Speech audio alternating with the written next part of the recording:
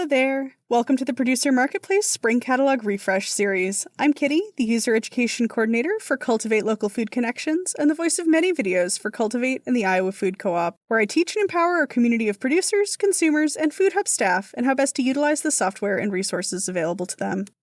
In today's class, we'll be learning about setting up your Marketplace profile.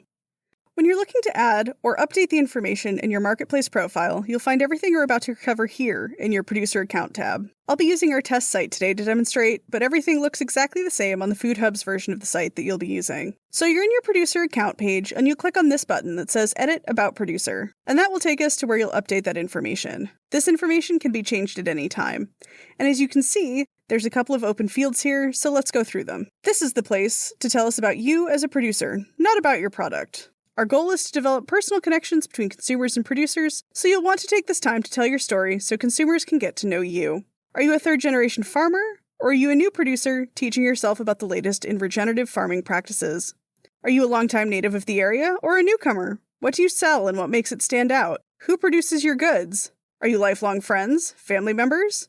Are they baked goods made from a long-held family recipe, yarn made from your own flock of heritage breed sheep, heirloom tomatoes?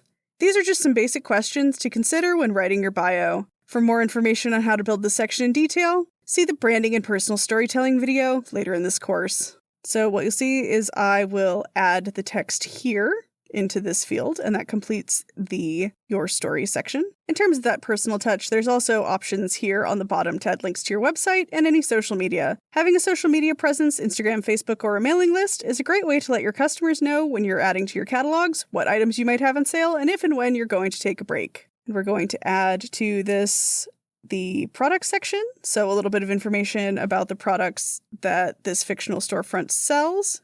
And we'll talk a little bit about that in depth in another video. And we will add our social media. Again, these are all fictional profiles, but yours should look something like this when you're done.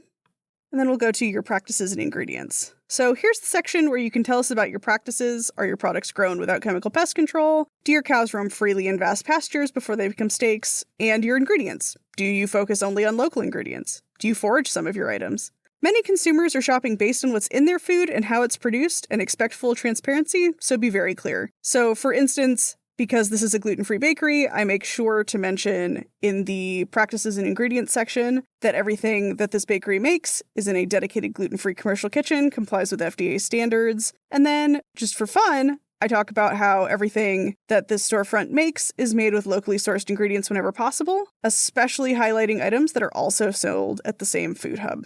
Going back out to the Producer tab, there's also a couple other housekeeping things you can do here. You can edit your producer registration, but please take note, if you edit your producer registration, you will return your producer account to pending status, and only the Food Hub staff can approve the addition of new categories. So if you want to add a new kind of item, it has to be cleared with your Food Hub first, and if you try and make that adjustment here, then your producer account will go back to pending and you won't be able to list. If you'd like to sell within additional categories, you can edit this form, check additional category boxes, and then you contact the Food Hub to have those items approved and be relisted. You can also edit your status from here.